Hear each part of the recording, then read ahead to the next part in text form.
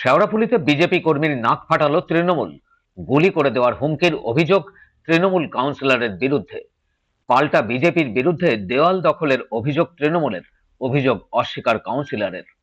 হুগলির বৈদ্যবাটি পৌরসভার শেওড়াফুলি 20 নম্বর ওয়ার্ডে তৃণমূল বিজেপির মধ্যে রাজনৈতিক উত্তেজনা। বিজেপি কর্মীদের মারধর করার অভিযোগ 20 নম্বর ওয়ার্ডের তৃণমূল কাউন্সিলরের বিরুদ্ধে। সামাজিকভাবে রাধাগোবিন্দ কলোনি এলাকার মানুষের কিছু সমস্যা হচ্ছে ফ্যাক্টরির কারণে। তো ধুলোবালি হয়ে মানুষের ঘরের ভেতরে ধুলো ঢুকছে, অসুবিধা হচ্ছে। তা আমরা সাধারণভাবেই ওই এলাকায় দিয়ে যাওয়ার পথে আমরা আশপাশ এলাকা থেকে খবর পাই যে এরকম ঘটনা। তো আমি গেছিলাম সাধারণভাবে যে কী হচ্ছে মানুষের সমস্যা। আমরা তো কোনো প্রশাসনিক পদে নেই যে মানুষের সমস্যা দূর করব, কিন্তু সমাজের একজন নাগরিক হিসাবে সমাজের অসুবিধাতে দাঁড়ানোর চেষ্টা করেছিলাম। কিন্তু আমরা কোনো রকম কিচ্ছু না করে আমরা আমাদের মতো খবর শুনে আমরা চলে আসছিলাম। সেখানে তৃণমূলের লোকজন এসে ওই পাড়ার লোকের সামনেই আমাদেরকে মামাসি তুলে খিস্তি করে। বিনা কারণে আমাদের ওপর বিজেপি করার অপরাধে, বিজেপির করার কারণে যে রাগ ছিল সেই রাগে আমাদেরকে বীভৎসভাবে মারধর করে। বিজেপির অভিযোগ, দিল্লি রোড সংলগ্ন একটি কেমিক্যাল কারখানা দিয়ে বিষাক্ত ধোঁয়া বেরোয়। সেই বিষয়টি বিজেপি কর্মীরা দেখতে যায় গতকাল রাতে গোবিন্দ কলোনি এলাকায়। অভিযোগ, সেই সময় 20 নম্বর ওয়ার্ডের তৃণমূল কাউন্সিলর হরিপদ পাল তার দলবল নিয়ে আক্রমণ করে বিজেপি কর্মীদের উপর। বেধড়ক মারধর করা হয় বিজেপি কর্মীদের। নাক ফেটে রক্ত বেরোতে থাকে এক বিজেপি কর্মীর। রাতেই শ্রীরামপুর থানায় অভিযোগ করা হয় কাউন্সিলরের বিরুদ্ধে। আহত বিজেপি কর্মী শ্রীরামপুর ওয়ালস হাসপাতালে চিকিৎসাধীন। স্থানীয় বিজেপি নেতা অমানিশ আইয়ার বলেন, হরিপদ বলেছে দানা ভরে দেবে। শেওড়াফুলিতে এই রাজনীতি ছিল না, আমরাও এর শেষ দেখে ছাড়বো। তৃণমূল আমাদের কার্যকর্তার গায়ে হাত দিল 20 নম্বর ওয়ার্ডের কাউন্সিলর হরির নেতৃত্বে। অভিযোগ অস্বীকার করেন তৃণমূলের কাউন্সিলর হরিপদ পাল।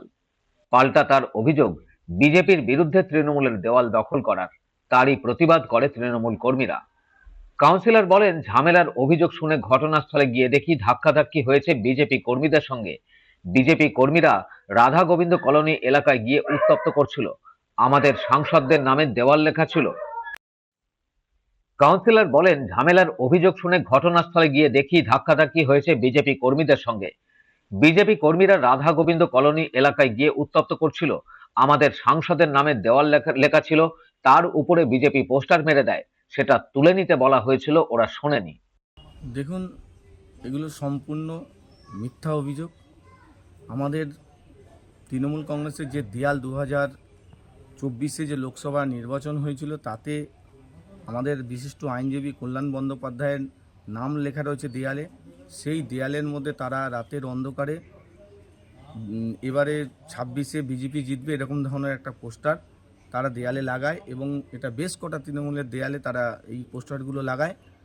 আমরা বিজেপির নেতাদেরকে, কয়েকজনকে রাস্তায় যাদের দেখা হয়েছিল, বলেছিলাম যে এইগুলোকে দেয়ালের মধ্যে থেকে পোস্টারগুলোকে খুলে নিতে। তারা খুলেনি। তাদেরকে একটা সময় দিয়েছিলাম যে 10 দিনের মধ্যে খুলে নিতে। তারা তো খোলেইনি, এবং উল্টো গালাগালি করছিল যে আমরা খুলবো না, আমাদের কি করতে পারিস। এবং ওদের নেতা, সিনিয়র নেতা রিস্তা থাকে, কি নাম, হরি মিশ্রা নাকি আর দিলীপ সিং, এদের সব নাম নিয়ে বলছিল বাইরে থেকে সব ছেলে পেলে এনে আমরা ঝামেলা করব, হ্যান ত্যান, মারধর ভাঙচুর করবো, এইসব কথাগুলো বলছিল। এবং কালকেও একটা ঘটনা ঘটেছে, রাধা গোবিন্দ কলোনি, ওখানে গিয়ে একটা উত্তেজিত করার চেষ্টা করছিল। সেইখানকার মানুষের মধ্যে একটা ধাক্কাধাক্কি হয়েছে শুনতে পেয়েছি আমি। খবর পেয়ে পরে গিয়ে দেখি একটা ধাক্কাধাক্কি হয়েছে। সেটার মধ্যে সুরজিৎ সামন্ত বলে একটা ছেলে, আমাদের তৃণমূল কংগ্রেস, গুরুতর আহত, সে হসপিটালে ভর্তি আছে। আর ওদের মধ্যে সম্ভবত কি কর্মকার হবে, অভিজিৎ কর্মকার হবে, ডাকনাম লব, তার মধ্যে একটু লেগেছে, তারও দেখলাম। তো এই অবস্থায় দুজনই হসপিটালে গেছে, ওয়ালস হসপিটালে দুজনই ভর্তি আছে। ব্যুরো রিপোর্ট, খবর নিউজ 6।